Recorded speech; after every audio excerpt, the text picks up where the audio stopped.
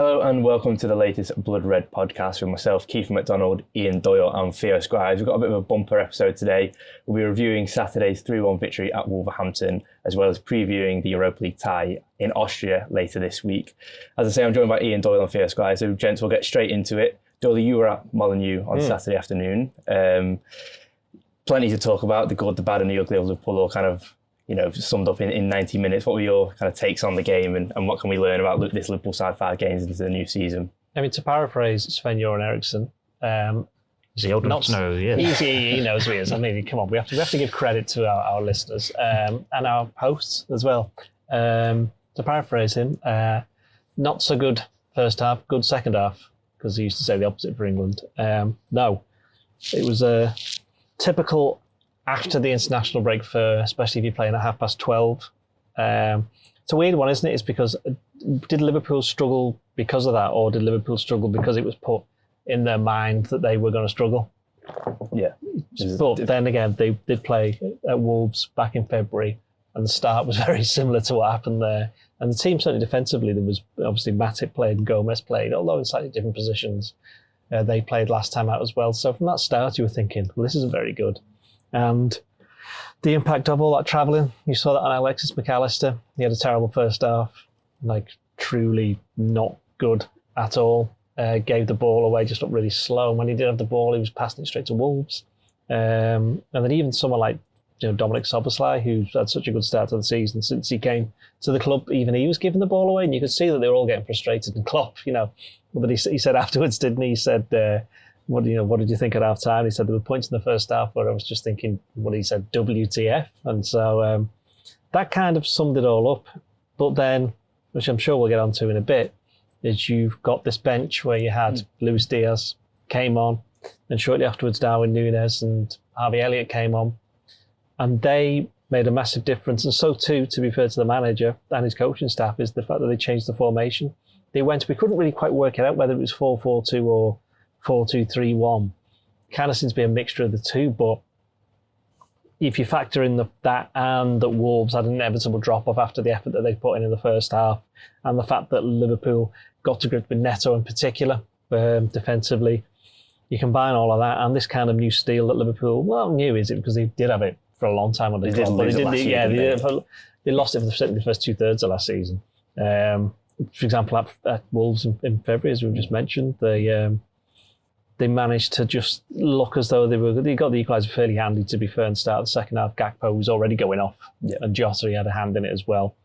And you could just sense that Wolves were tiring, Liverpool were on top. And while it wasn't so much a case that it was only a matter of time Liverpool were going to score, it wasn't a surprise when they did. And by the time that, Harvey Elliott, I still think should get that last goal. Yeah.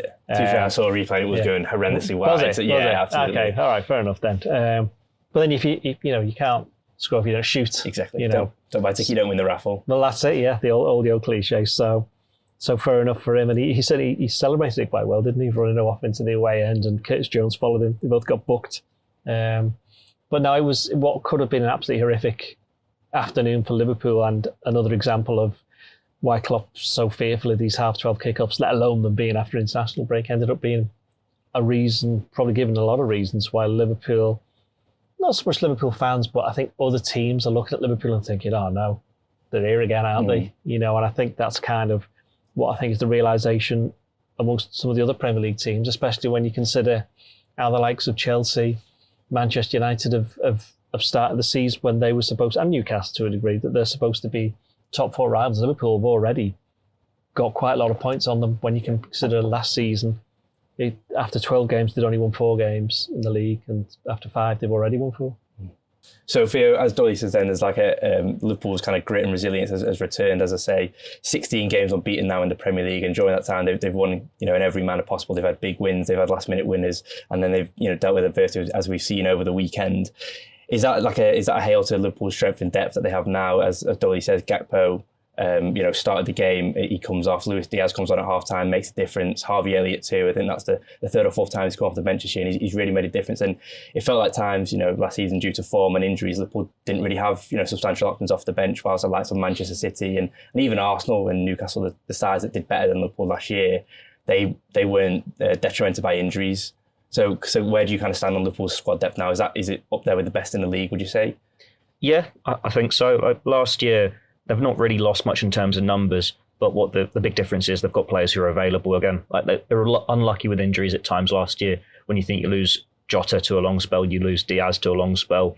But when you have in Oxlade-Chamberlain and Keifer and these sorts of players who are absent for a while, that was something that just part and parcel of Liverpool life. Whereas they've done this midfield revamp and they've gotten 5 really strong attacking options now. And you can rotate, like the fact that we're 5 games into the season and we'll be saying the exact same thing after 35 games into the Premier League season. You cannot choose what is your go-to first choice Liverpool front 3 because the strength there is so strong. And after these midfield signings, I think when they've settled in more, we're going to be saying a similar sort of thing. It's easy to say in hindsight, it was a mistake to start Alexis Mac Allister. We were saying on the podcast last week that when you're having to go and play up in the mountains of Bolivia and then come back and it's a 12:30 kickoff, that is going to take its toll. I can understand why Klopp thought we'll give him 45 minutes. But you look at Diaz and Nunes, clearly they were having a little nap on the bench and benefiting from that extra hour before they had to kick off. But when you've got these options, you can take those chances. And it's one of the positives of when you've got 5 substitutions you can make. You can go, right, this isn't working and we can make a big change. When you've got these players now, there's such strength and depth. They've all got a point to prove. It's only going to be good for Liverpool. Like we can look in the defence here and say the rotations there, it's quite down to the bare bones almost at the moment. And we're still seeing Jarell Quansah step up. Joe Gomez, after a shaky start, he's carrying on his form. Still got Costa Tsimikas, who didn't come on, and we'll probably see him later in the week. Like the squad is looking so much healthier than it did a year ago. You think, well, when it was last this strong, Liverpool competed for all 4 trophies. So while we don't really know what to expect from the team fully yet, because they've got a lot of growing to do together, you still want to find out what your best formation is and what your go-to 11 is. It's certainly encouraging starts. And as Doyle referenced, when your teams are dropping points, who you're expecting to be in title contention, if Liverpool, they've got Spurs away, Brighton away at the end of this month, before the next international break, if you get 2 good results there, you're looking such a strong position heading into that next international break in a month's time. I think you've got to bear in mind with the players being available is that I always work on the assumption that one of your defenders is injured, 2 or 3 your midfielders and 1 of your forwards. Is that just you, Scott, from the recent years? That's just me. Like that, I think I would imagine clubs also work on the basis they know quite well there's going to be some players injured. At the moment, Liverpool haven't really got. It was Thiago, I know Van Dijk and Trent. That's it. Yeah. Right. So there's not a lot, and certainly with the forwards is when you compare them to last year, Diaz and Jota missed an awful lot of the season. Nunes was bedding in, and Gakpo wasn't even there for the first half. So it's almost a complete new front line, isn't it? From that experience point of view. So the players who've come on and made a massive difference for Liverpool so far this season have always been the forwards, because they're always going to do that, because you don't really want to change your defence. You don't really want to change your defensive midfielders. So anyone after that is your forwards, and they're the ones who can change games. So Liverpool have been a bit fortunate in the fact they've all been available, and they won't be like that for the season, because you think that Ben Doak hasn't had a look in yet. And we expect, we'll get onto the Europa League in a bit, but he's going to get mentioned. We haven't mentioned, Ryan Gravenberch has been signed, and he's somebody who can play in all the positions in midfield. Basetic, I know he's more a defensive player. He's not big. Thiago's not fit. Bobby Clark's not even made the bench yet, has he? So these are players who can make a difference a bit later on. But at the moment, Liverpool are benefiting from the fact that they don't actually have that many players unavailable. The only issue, of course, is that quite a lot of them have been in a position, well, basically 2 positions, isn't it? Right back and centre back. Conor Bradley, he's out. Trent, obviously still missing. Mentioned about Van Dijk, and Konaté's only just come back. And the fact that Gomez has been, utilised this season, they knew he was going to be a kind of a cover for right back, but on centre back, he can't be in 2 places at once, which is why Quansah's got in. And I think Liverpool have been a bit not lucky, but it's been a happy. Well, yeah, he's fortunate in a way that Quansah has done quite so well. And the fact that the way he's been able to come in, he came on against Newcastle where, it was a high pressure situation, but in a game, but not much pressure on him because they're already 1-0 down and down to 10 men. So a defender comes on, you think, well, good luck, all the best. And they end up winning. So that's quite good. He come on for a little while against Villa, didn't he, at the end? But this was a completely different situation for him. Certainly in that first half where the rest of the defenders, Andy Robertson's done an interview with the club website where he said, yeah, we didn't help him. He says, we're trying to help him, but we're all kind of like stuck in our own jobs, trying to sort them out. So Quansah came out of it really well in that first half. And I think second half, I hope it was cramped. We still haven't quite worked out what it was, but I think I'm pretty sure it was. I think it was because Alison went over to him, didn't he? And tried to give a bit of... So I hope it was that, because he's somebody who, not from nowhere, because he did, he played for England in the Under-20 World Cup in the summer. He did well in the summer on the pre-season tour. Your dad, was it Under-19s Euros the year before when they won it? Also, he had half a season at Bristol Rovers. Bristol Rovers, Joe Barton was singing his praises regularly, wasn't he, kind of thing? And he kind of learned a few lessons there because he got sent off, didn't he, for a reaction to something. So that was anyone who's watched him play that was kind of out of character. And he captained the Under-18 team to the Youth Cup final a couple of years ago. So he's someone who's might not have been on the radar of many fans, certainly outside of those who watch the academy, but for those who in the club, they've been keeping an eye on him for a long time. And what's interesting for me for Quansah is that there's been defenders who've come in, such as Nat Phillips, such as Rhys Williams, who were forced into it. Billy Koumetio, who came in. And I think he, to a certain degree, looks more like the kind of Liverpool player that you'd want. Mm-hmm. Not that I'm saying any of the other players are bad players or bad defenders, but Quansah looks more like the kind of player that Liverpool would want if they went off and signed somebody. Yeah. And I don't think it was any coincidence that they looked at what he did in that Under-20 World Cup when he was alongside Colwill, who they were actually trying to sign. Well, clearly he's matches up quite well to this other player who we really like and we're interested in. We would have signed had he not signed tried to sign had he not signed this new deal at Chelsea. So why not give him the chance? He's somebody that's here. And he will have games now where he makes mistakes because that's what centre-backs do. And centre-backs don't normally mature till 25, 26. You can Canate, he's still not making mistakes, but there's a kind of leeway for him. And he's somebody who's a France international. You know what I mean? And he's played the Champions League, so... World Cup final. Exactly, yeah. He nearly had the assist for the winner as well, yeah. So I think for Quansah, he's been a massive bonus that they weren't expecting. Absolutely, and Theo, as Doyle says, then he probably wasn't on I know we did a pod maybe 2 months ago, and we kind of picked a few names that fans should watch out for the summer. I think you were on that as well, and I think a few of us mentioned Quansah and said we've been impressed with him in the academy. Certainly in UEFA Youth League games, he stood up and and there's big crowds down at Kirkby. I know Dolly says then he's just giving him a glowing appraisal. But have you been surprised with how kind of seamless his transition has been into the first team? Obviously, he came on against Newcastle and kind of just laid the foundations for Liverpool to go and get that win. And then he had a kind of a low key cameo against Villa. I think last 20 minutes as Trent went off, and then he started kind of been thrown into it against Wolves unexpectedly. Canate, obviously wasn't fit, but how impressed have you been, and could you see that coming, or were you thinking maybe he's going to bed himself in with the Europa League games first? I was a bit surprised in the sense of how well he has settled in and how quickly he's had to settle in. But it's not a surprise that he's got that ability to enjoy that seamless transition. Like we've seen other centre-backs who have had to be turned to, and they've been talked about a lot. And Quansah hasn't really had that same focus on him in the same way. You can say maybe he's benefited from that he has been able to quietly come out of nowhere. Almost the way that Stefan Bajcetic did last year. It was like that welcome bonus where you see a few glimpses of, he's ready here. But well, he started as centre-back as well, didn't he? Yeah, he had to, didn't he, when they signed him. They only changed him in the academy level, I think. Was it when he was still doing Youth League, he was like centre-back? Yeah. It was only when he was being pushed into the before, he started the season with injury anyway. Yeah. But with Quansah, like Doyle said, he's got a bit of everything, doesn't he? He's a tall lad, but he's not like skinny like Sepp Vandenberg was. He's obviously got the pace, which Rhys Williams didn't have or Nat Phillips didn't have. He's good on the ball as well. He's got all these attributes. This is something that's special in a centre-back. This is what you want to see in a centre-back. Like, I'm sure there'll be plenty of fans that when that team dropped, like, who's Quansah? Like, I was watching it with a few of our former colleagues in town, a couple of them Evertonians. They're like, what's he like? And he's like, he is what you thought Koumetio could have been when they were talking him up, or when they were making big talks about Rhys Williams. It's like, well, no, Quansah is better than those players at this stage of his career. And we are going to see more of him now because he seems so calm and composed. Like, you wouldn't be surprised if he starts against Linz, if he starts against Leicester City. And when Liverpool were looking for this young centre-back in the summer and it didn't quite happen, well, they've already got this young centre-back now who can fill that. Yeah, he's not left-footed. He's not going to come in and be your makeshift left-back as well.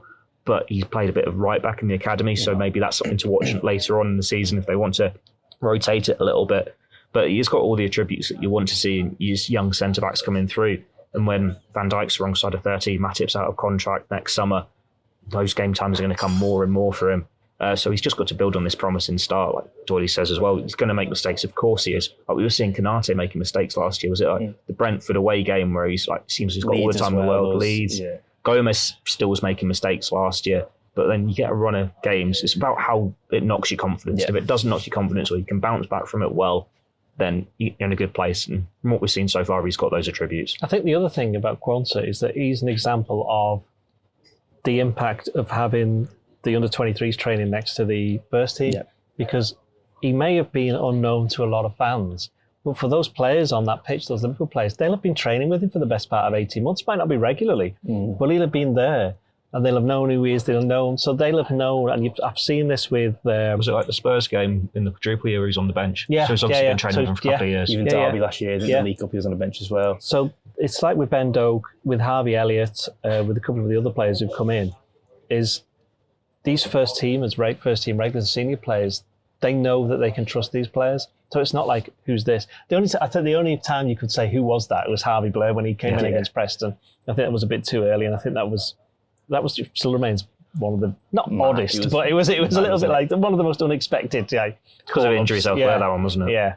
So I think with Quansah there is that, and also with centre back, it's one of these positions where I think, while we just mentioned Nat Phillips and Cometio and Reece Williams, I think what all of them and Quansah have got, they got very good temperament. For Williams and Phillips to come in the way that they did, Cometio, he came in. And obviously he's had a few issues. You spoke to him, didn't you? Yeah. But he's still trying to not rebuild his career, but maybe just kick it onto another level. But none of them got any problems with the mentality or the character. And I think that's something that they instill in the academy away from the pitch as well. Yeah. So I think that they, that's another example of stuff that a lot of the fans don't see is building these young players into what they hope are going to be the right character to be, for want of a better word, men. To play men's football and be able to cope with it, because we've seen when these players have come in, they haven't really had any issues. I suppose it's a fine balance, isn't it, between getting the timing right, but also, if you're in an hour of need like Liverpool were with defence last week, you've got to make that judgment call, haven't you? But it's about opportunity as well, isn't it? They must every one of these players must know, I'm getting this chance now, I've got to be able to take it. And I think you look at someone like, for argument's sake, Leighton Stewart, who played against Derby last year, he was unlucky in the sense that he missed an awful lot of his... With like a year out, possibly would have got his chance then, and kind of slightly passed him by because he was playing in a team that wasn't perhaps as strong as it would have been otherwise. And during that time they signed Jota, didn't they? Well, exactly, yeah. So so Quansah, I think it's just everything's happened at the right time, and who knows what would have happened to him had Liverpool actually signed a centre-back in the summer. Like, let's be honest, all of us were saying that they should have done.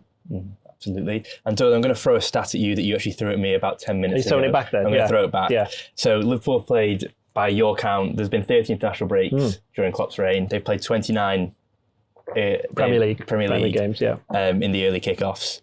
No, they played 29 international breaks. Sorry, 12 of those have been... Saturday was the 12th early kickoff one. Yeah. Of those 29, they've lost 2 in the Premier League. Yep. We know Klopp spoke on Friday. Obviously, you were at the press conference. No, I was not there on Friday. But you will have seen that Klopp obviously spoke about kind of his annoyance at the 12:30s, and Liverpool got to deal with this issue. A lot of things, wasn't he, last week? And they've obviously got to deal with that again in a few weeks when they play Everton after the October international break.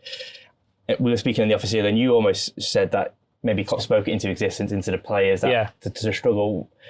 I know Klopp couldn't put a finger on it in terms of the preparation on Friday. He cited issues of having players go all around the world. But what is the issue? Like, what is your take on it? Because Liverpool aren't the only team in the Premier League that have players jetting off all around the world. And, now they, with Firmino having gone, they have less players in South America. I know McAllister was there as well. But it does seem like it is, I don't want to say it's a mentality problem, but I think everyone was kind of going to Wolves on Saturday thinking, if we lost 1-0, I don't think anyone would have been surprised. And that's bizarre given how strong Liverpool had started the season. I just wanted to maybe get your take on it all. Well, look at how some of the other teams did. They've got a lot of internationals. United got beat 3-1 at home by Brighton. I know Brighton are a good team, but I mean in terms of just the... Yeah, I know, but I'm going to bring it back to Chelsea 0-0 against Bournemouth. City went 1-0 down against West Ham, although admittedly I think they had about 15,000 shots, didn't they, in the end, so they won that one quite comfortably. Tottenham, yeah, they had to have an hour's worth of injury time in which to win the game. So it's not just a Liverpool thing. I think it's all of them, and I think sometimes people forget that. But just the half-12 thing, I think, is annoys them more than anything for Klopp, because I think Liverpool in that time, we mentioned that's the 12th one. In that time, the next team 6, isn't it? Who've had half-12s, I think, is Tottenham. And City and United are right down there. And, I mean, is that coincidence or not? I don't know. Is it the fact that Liverpool are very popular in Asia and that's a good kick-off time? Possibly. I mean, a lot of them have been away from home as well. That's the other thing about these half-12 kick-offs. I know a couple of them, like Man City, it's not very far to travel, but it's still not. They go the night before on the Friday. Yeah, it's still not Anfield, is it? So I think Klopp just sometimes, like anyone, he gets these things in his head. And to be fair, it's not as if he's not doing that in the evidence. He just probably wonders why. I mean, the other thing he always talks about is player welfare, which is, again, is linked into this. It's like, why do you have to have a half-12 kickoff after that international break? I think they had one a couple of years ago when they played Watford. And that was when the COVID thing was happening. They just said to Firmino and Fabinho, I think it was, don't even bother coming, just get yourself off to Madrid, because they're playing in midweek, didn't they? I think Alisson went as well, didn't he? Because Keller was in goal that day. But for 5-0. Yeah. So there is that, but I don't necessarily think it's got in the heads of the players at all. I think you looked at McAllister, we mentioned him, he was just tired. And it kind of got in the heads because look at what Diaz and Núñez did when they came on. Yeah. So, it's just the probably of more importance is the fact they haven't played together for 2 weeks. That's the other thing about an international break. It almost, checked the momentum that Liverpool had got. And now, until the next international break, unlike the games at the start of the season, Liverpool are going to be playing twice a week now. So you're going to get more stress on the squad, which is what I was trying to say before about you have to expect that some players are going to be injured or unavailable, and I think we'll see that now over the next couple of weeks. I will throw in a speculative theory about it. One of the changes... I know, this isn't like you. One of the changes Klopp made when he took over was the training times. Yeah. I think it was unpopular at the time. That Henderson said at the time that he addressed it with him going like they're training later in the day in the afternoons, whereas traditionally footballers train in the morning and they have the rest of the day to themselves. So that wasn't particularly popular in the squad. But you think if you are training in the afternoons and you've got a bit of a line in the morning, it is going to make a difference when that's what you're used to. Like even on Friday, when he was doing his press conference at 12:15, he was saying he hadn't seen Núñez yet, he hadn't seen Diaz yet, he hadn't seen McAllister yet. So that would support that they were training in the afternoon. You think however many years of training, 3 o'clock, whatever, 2 o'clock, when you have to be up that much earlier. Like we know they travel down on the Friday to get to Wolves. It does come into it when you think footballers are so much about routine.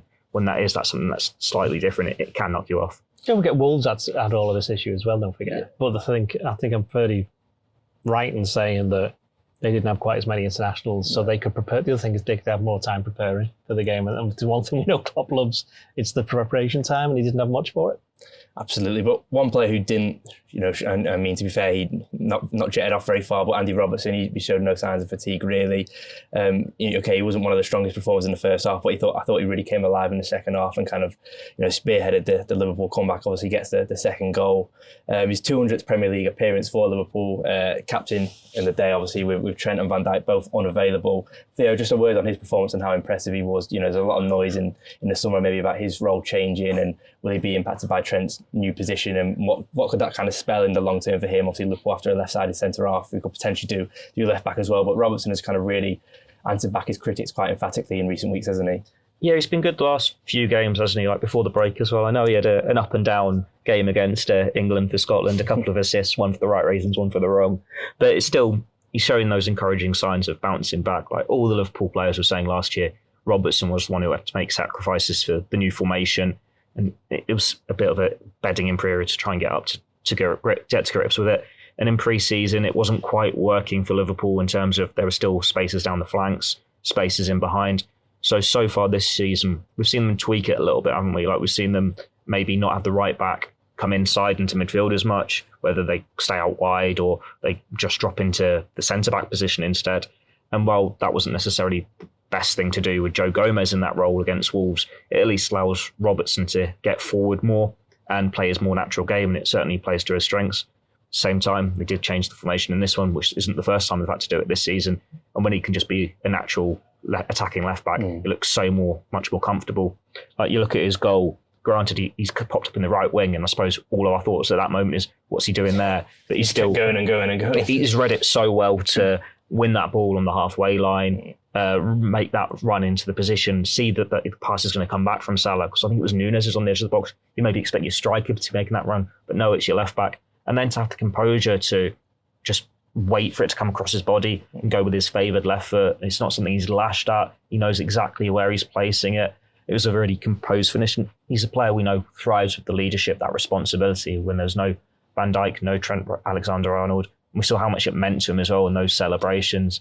But he's one of the senior players in the squad now, isn't he? They lost a lot of the experience in the summer, and now he's late 20s. He's someone you are going to look to, and you want to see him back to his best. Like, granted, when you've got all your defenders fit and you know what your formation is, maybe you do go and sign a centre-back. There will be times when he drops out of the team and that you do want to do more like that left centre-back in that left back role. But at the moment, that isn't an option. They don't have that player. So it's about Andy Robertson to keep performing, keep impressing, and show we don't need one. Whatever our hybrid is going to be, I'm the man for this. What we've seen so far is supporting that. So what you're saying is you're looking forward to the opportunity to drop him? Yeah, we're dropping him. We're dropping him another player two-footed by Theo Squires. But Doyle, as Theo says, then a lot of noise around his future. I think I maybe questioned him a few weeks ago on the podcast, to which I think you were quite in his defence. Said he'd been one of Liverpool's best players, and rightly so, over the last couple of years. Do you think he's playing like a man who's got a chip on his shoulder, maybe from that noise, or do you think this is just Robertson playing at his levels that we've been used to prior to last season, and is maybe a slight drop off? I don't think he's necessarily bothered about what anyone says, least of all you or me. Not me specifically. He does now. No, I think you got to bear in mind that Robertson spent almost all of his Liverpool career with Sadio Mane in front of him, and also Jordan Henderson, Fabinho, and he was inside, and Van Dijk inside of him. So you can throw Luis Diaz as well, like they were building that relationship, and then he misses him for a year. That's what I'm about to say. You didn't interrupt me. Thanks, okay. So last season, obviously, he was trying to build that relationship with Diaz, as Theo's just said, and that got disrupted. Jota, then it was Nunes for a bit, wasn't there, as well? Carvalho played there for a couple of games. Who could not defend. And then Gakpo as well, yeah. And then in midfield, from April on, Curtis Jones is in there, who hasn't been there, and now there's another midfield on top of that with Alexis McAllister. Whoever ends up playing number 6, it's not going to be McAllister, I don't think, but you could end up being McAllister playing on the left side. So he's had a lot to put up with. On top of that is then there's the formation change, which, as Theo says, it has meant he's had to change his game a little bit, and I don't think it's any coincidence that his best performances this season have come when they've gone back to a normal 4-4-1 because of the sendings off, or 4-4-2 in the second half, or whatever it was formation that they played there. It certainly wasn't the hybrid right back role which Joe Gomez was playing in the first half, which was slightly alarming. Not that he did anything necessarily wrong, I would like to say, but I just thought it was a bit He just didn't kick Neto. Yeah. Well, that wasn't, to be honest, in the first half. I don't think anyone would have been able to do that. So you don't want to blame him too much for that. Could have got a bit more help. But do you think we could see a shift back to almost a I think we saw. I know you're going to ask me. I think what we saw this against Aston Villa. I think Villa set up to go, right, Trent's coming into the middle. Yeah. And then he did, but he didn't do it anywhere near as much as he's done. And this way he kept on getting a lot of the ball out wide and was able to, change the game. He set involved in the first one, wasn't he, with the ball over the top, and he was just able to dictate the game a bit more because he had more space because Villa was set up. And what Liverpool have got now is that variety of other teams going, right, he's not there, so we need to get over there, and then he can move in, and then so it's going to, it's just basically giving Liverpool another option. And there will be some games where Robertson just won't be able to do what he normally does because of the players in the team or the approach that they've got. But then there'll be loads where he does. And I think we saw in the second half was one of them where he had that opportunity, but also the fact that he was the captain, the fact that Liverpool were losing, the fact that he realised that there was quite a few players who needed to step up in the second half. And obviously as the captain, he thought, well, I'm the most senior one here. I'm going to have to do this. And he did. And so I do think there'll be some games now where he's not playing. We'll get onto the Europa League team in a bit, and I think Tsimikas, who strangely he did play as the inverted fullback, and during the summer. So whether or not they decide to do that on Thursday, I don't know, but I'm sure we'll come up to that in a bit. But just before we do get onto team news in Austria on Thursday, which you guys will both be at, just wanted to quickly talk about that inverted fullback role. And obviously, a lot of talk before the game was whether Joe Gomez would, fulfill that role, or whether it would be, kind of a back to a 4-3-3 kind of thing, which Liverpool played in recent years. Is that a worry? Because in the first half, without a Thiago Alcantara or without Trent Alexander-Arnold, someone to pick up the ball, I thought Liverpool really struggled, and one that onus kind of is on, Joe Gomez systematically. The drop-off is huge. He isn't Trent Alexander-Arnold, and there isn't many players who are. But how do Liverpool get by that? Because it feels maybe if they do come up against a, no disrespect to Wolves, but a better side, if Trent Alexander-Arnold was unavailable for a top 6 game, how do Liverpool almost combat that because they have no one in the squad who can do what he does? Well, you could argue that Conor Bradley could possibly do it, but then he's untried at Premier League level. So, and he's somebody who probably would have been playing. Let's be honest. That's why he was still in the squad. But he's out probably till not quite Christmas, but not far off, is it? Something like 3 months. So I just think Liverpool it's like with any system, you've got to have the players. And I think if we've probably seen with no Trent, Liverpool can't play anywhere near the same. But then Liverpool have played hundreds and hundreds of games with Trent just as a normal right back. So it's not that big an ask. It's just for the and the midfielders who've come in are obviously not used to either the formations because they've only just signed for Liverpool. So I don't see it being an issue. I just think it's something to learn along the way. And I wrote a piece yesterday about picking up on something that Klopp said is that Liverpool have had to learn an awful lot of lessons already this season through being down to 10 men, players missing in midfield and players missing in defence, that kind of thing, and being 1-0 down after to fight back.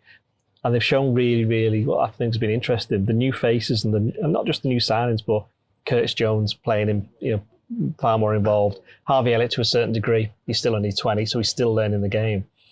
Is these kind of younger faces have helped the whole learning experience certainly for some of the senior players as well, because they brought something a bit different. And then on top of that, you got the new signings, and they certainly brought more experience than the younger players and something different that they've learned at other clubs. So it's the quotes you and I do like 3 or 4 times a season from Klopp in that Southampton game, where this is why I've signed the new contract, because we've got Jones and Elliott coming through. I want to bring through this next side. Like we're only, not even 18 months on from when he said that. I think that was a conversation with you, wasn't it? I think his first attempt at changing the team was last year, and it hasn't quite worked, as we can probably tell. Yeah. And this is kind of the second upgrade of that, because normally when teams change in such a drastic way, the first one almost always doesn't work.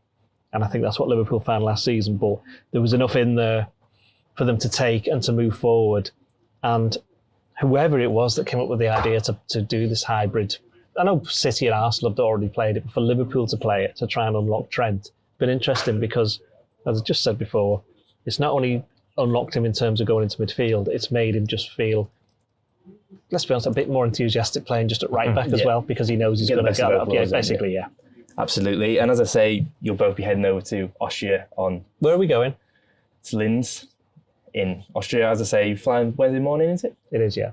Lovely stuff. So I'm going to... From Manchester Terminal 1, though, which is clearly not lovely stuff. Anybody who's ever been to Manchester Terminal 1, Terminal 2 is where you want to go. Yeah. I'm pretty sure we're flying from Terminal 1, which means... Still better than Terminal 3. We're probably just going to head off now. Dare I ask you, it's not a direct route for anyone listening. No, of course it's not. Of course it's not. Do you want to divulge? I don't even know where we're going from. Frankfurt. Through Frankfurt. Through Brussels on the way back. Will I get a free chocolate? I don't know. It's always talking about chocolates, isn't it? Yeah. That's what I did on the way to Budapest for one of my holidays this year. They gave us free chocolate because it was a Lufthansa. Are we Lufthansa? Are they the ones overseeing it? They're the ones who are taking our luggage, I think. I don't know. We'll find out. Feels like there's a sponsorship opportunity to be had here. But I'm going to actually vote for your team. Michael listening for the podcast. Actually, both for your teams for Thursday night. Obviously, Liverpool's first Europa League game since 2016. Obviously, having dropped out of the Champions League last season. As you both mentioned earlier in the podcast, plenty of changes expected. Going to start with you, goalkeepers, Doyle. Now, this is interesting because... Goalkeeper, I should say, not goalkeepers. Yeah, well, you say goalkeepers. There's going to be no Adrian for a start. He's not in the squad. I know 1 or 2 of our staff members are a little bit intrigued by that. In terms of... Yeah, you got there eventually. Hi, Joe. Yeah, and Marcus. Klopp's not said anything about who's going to be playing, but I'm pretty sure this is going to be Kelleher's competition. It's the only reason he's still at the club, let's be honest. Although he probably wants to leave, so I'm fully expecting Kelleher to be in goal. And I actually think he'll be in goal and will stay in goal no matter how far Liverpool get in the competition, is my belief. Yeah, I'd go along with that. Yeah. Maybe you can go full Mikel Arteta and go, I'm going to start just subbing my keepers.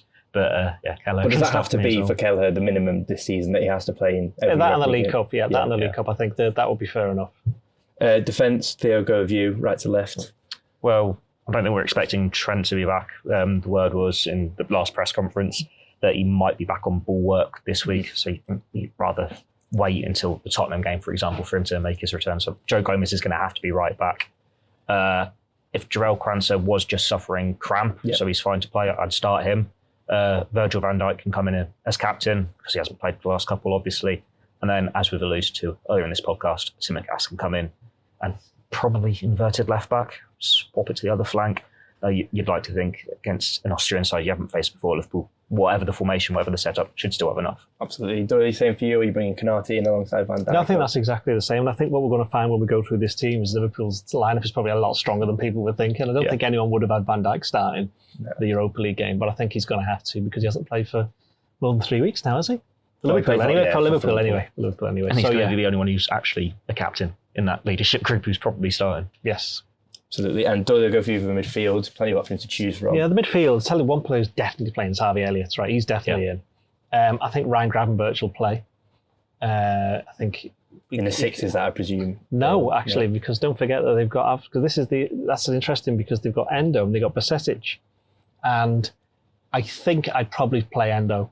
I think this is kind of he needs to get some more minutes under his belt. We know what Bajcetic can do at Liverpool, so I don't think that's a worry. I think Bajcetic can wait until the League Cup game next week against Leicester. So I'd go Endo, Gravenberch and Elliott, which suddenly you're looking at this and going, this is actually quite a strong team. The only difference that you might do is whether or not Salah plays, which we'll come on to in a minute. I actually think that he will. But if Salah doesn't play, I'd probably play Elliott on the right, and then that's another space for another midfielder, in which case you're looking at, you could play Bajcetic because he can play there, or Bobby Clark, yeah. So I just wanted to come to you on Endo. You mentioned a point there that he didn't play at Wolves at the weekend. How, obviously, footballers want to play every game. Endo's obviously not a young signing being looking to bed it in. He's 29, I think. How disappointed 30.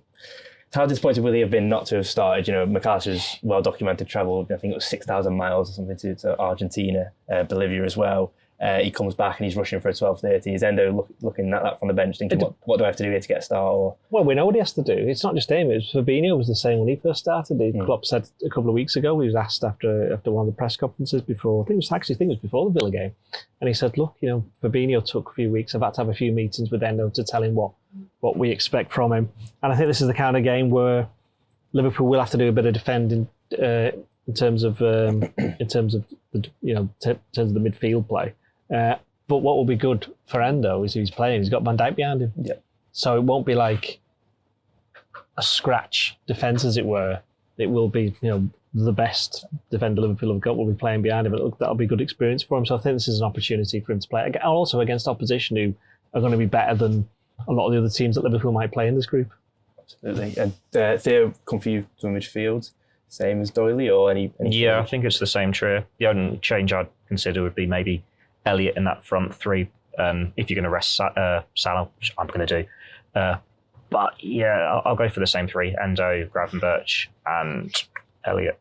I just said Elliott twice. You've said Elliott twice. Elliott, Gravenberch, and Endo. Sorry. Lovely.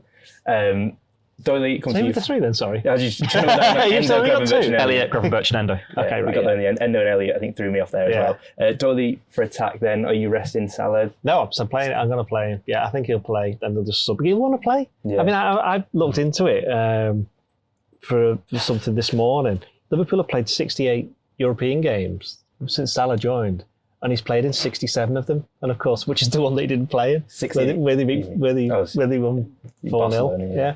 Against Barcelona. So he's only missed one game. I think he came on a sub in about 2 or 3 of them. But he'll want to play. If he wants to play, it's almost like it's not even one of those ones where, say, Jota played in that dead rubber against Michelin. Yeah. Glad you said that. Butchered it. Yeah. And got injured. And everyone went, what have you done that for? With Salah, he just always plays all the time anyway. So if you think Liverpool have to temper that the further, in the group stage, maybe after week 3. Yeah, exactly. I think that's more likely what might happen if they get themselves in a good position in the group. Then you go to Salah. Look, there's no point you playing. So I think he'll play, and then Nunes is going to play up front, right? That'll probably be happening. Then on the left, you're then looking at the game at against West Ham on Sunday and thinking, well, who do you want to start there? And I'd be tempted to play Jota instead of Diaz. At West Ham? I get it on Thursday because I would want Diaz to play on Sunday. And no room for Ben Doak at all, as you say, you're playing Salah. No, this is what I was saying, is that I think for these initial group games, I think Liverpool will be a lot stronger than people think because they've got the players available. Yeah. Don't forget, we haven't even mentioned the injured Thiago. He's somebody else there who you could get him. You mentioned Bobby Clark, and you said Ben Doak as well. So no, I can't see that happening. Plenty of changes at half time or later on in the game. Well, that's it, yeah. And Theo, your front three, you're going to rest Salah. You've said. Yeah, I'd start Ben Doak on the right. This is the competition where you want to see him getting those game times, and I think it's like the Leicester League Cup quarter final, where granted Klopp had to make 3 subs at half time and take off the 3 kids, but when you've got those subs in the reserve, you can do those sorts of decisions. So you can play the kids, see how it goes, and if it's not quite clicking, you can bring on a Mo Salah from the bench. But when there's that excitement about Ben Doak, he's been in the matchday squad for all but one of the games so far. This is the competition you want to see him in, and he feels like he's a bit ahead of a Bobby Clark and getting that opportunity. So yeah, give him a start, see what he can do. I agree. Nunes down the middle, hopefully a good chance for him to get a couple of goals. Yeah, and then anyone's guess for on the left, you've got 3 players that could go there. At the moment, I'd say Diaz is the first choice, isn't he? He's the one that's getting you excited. He had a good substitute appearance on Saturday, so let's leave him in reserve for West Ham and go for Jota, I think. Lovely. Yeah, I'm going to push for a score prediction. I don't think anyone has ever got one of these right on the podcast. I got the last one right. Yeah, I got Bournemouth 3-1 right. Well, certainly when I said I don't think anyone's ever last got a prediction right. So Theo, take it away. I'll go 3-1 again. Doyle. Either 3-1 or 2-0. They'll win by 2 goals. I haven't said that. I've never seen Leicester play. I'm just going off where they've just doing a bit of research, seeing where they are in the Austrian league and who they played against. But yeah, I think Liverpool, because of the fact that as we've just gone through a team that's had, how many changes would that be? Say the team that I picked. Tsimikas would be 1, Van Dijk would be 2, Kelleher's 3. All changing midfield. All changing midfield. So that's, and then 2 up front. Yeah. So that's 8, isn't it? So that's 8 changes. It's still a very, very strong team. And Klopp hates making that many changes, to be fair. Yeah. So I think Liverpool will go reasonably strong in that sense, and they will win. And they'll just want to get this group out of the way as soon as possible. Absolutely. A bye from the round of 32 as well at stake, isn't it, for the group winners? That's correct, yeah. So, plenty of incentive. But that's all we've got time for today from myself, Keifer MacDonald, Ian Doyle and Theo Squires. As I say, the lads will be in Austria later this week, and I'm sure they'll be doing a special podcast for you over in Austria. Where we'll just repeat everything we've just said. We'll get someone else to say it, yeah. And give a different score prediction, I'm sure. But until later in the week, that's all we've got time for. Thank you for joining us.